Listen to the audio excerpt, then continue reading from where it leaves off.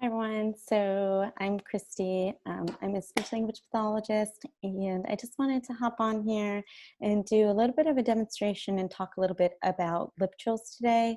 So lip trills are a really helpful technique to get more forward focus of the voice and to kind of take away some of the tension or strain in producing sound. So singers might use lip trills very often as a warm-up technique or for increasing flexibility or range, but I often use them with voice patients, aside from just with singers, just because they're a really helpful technique to decrease vocal effort and strain while increasing really optimal and efficient voice output.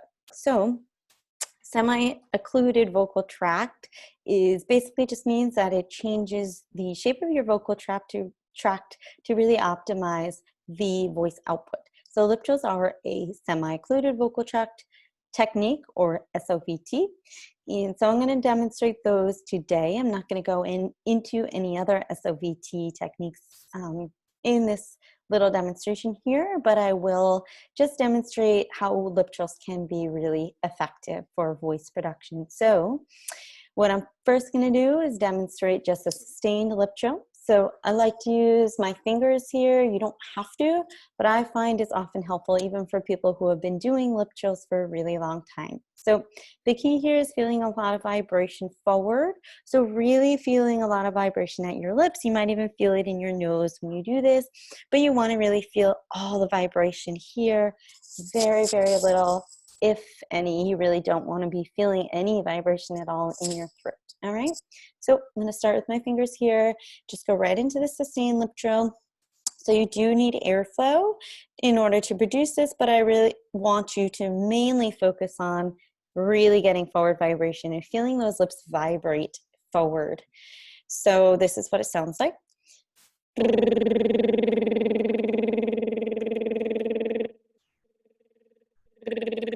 Okay, so I feel a lot of strong vibration here. It's really easy. I can sustain it for a decent amount of time, and I'm not using any of these throat muscles to try to do that. I can do it again. Right, I want to make sure that I'm not being too quiet. That's still pretty easy for me, but if I'm sinking down into my throat,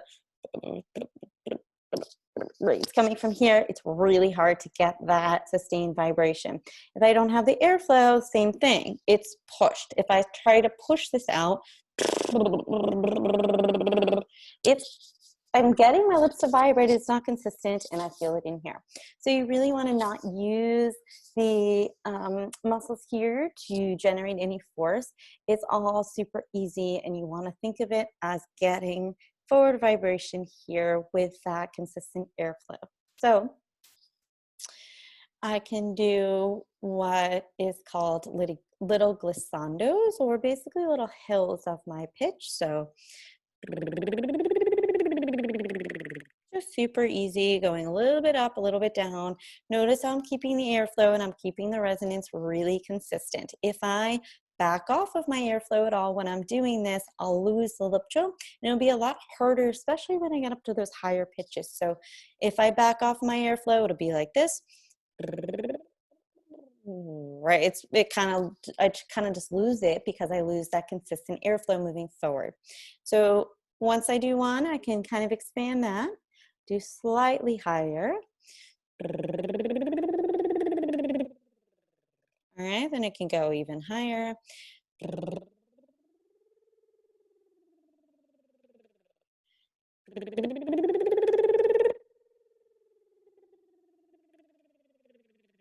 All right, I still have that consistent airflow.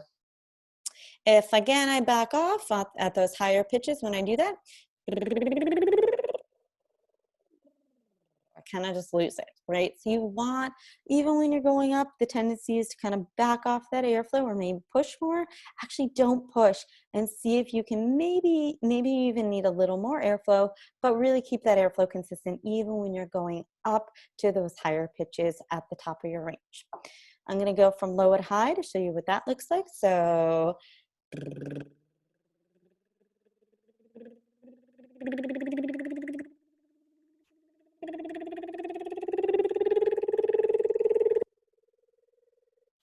Okay, you can go even higher than that if that feels good. Again, the goal is not to get to a point where you're squeezing to reach that high pitch. It's to get to a higher pitch to increase that flexibility in a really, really healthy way where you're really not straining your throat to do that. Then I can go high to low. So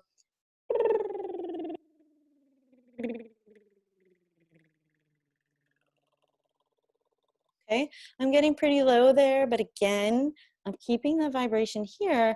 I'm not sinking low and doing it's in my throat. It's harder to be in your throat when you're doing the lip trills, but still you want to make sure that you still are always feeling that forward vibration and that consistent airflow and that you're not letting anything come from here. All right, so you can do some humming. So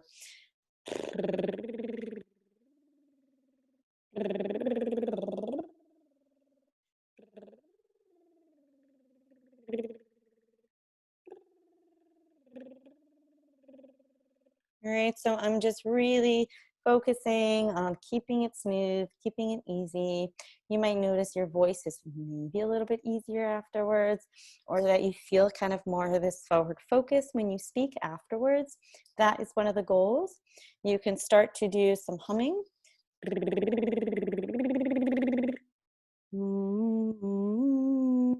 And then you can start to kind of speak with a little bit more of that intonation and see how you can then translate the feeling of when you do the lip trills to then how you're speaking afterwards. And sometimes that can be really, really helpful. So that was just a little bit of an introduction to lip trills. Again, the biggest things are forward focus and consistent airflow. You want to make sure that they're feeling really easy anytime you're doing them. It should never feel like an exercise. It should never feel like work. Should always feel super smooth and super consistent. And the goal is to use them as a technique, but also maybe you can start to feel that translated to how you're speaking after you do those lip trills. All right? So that's my little tidbit for today.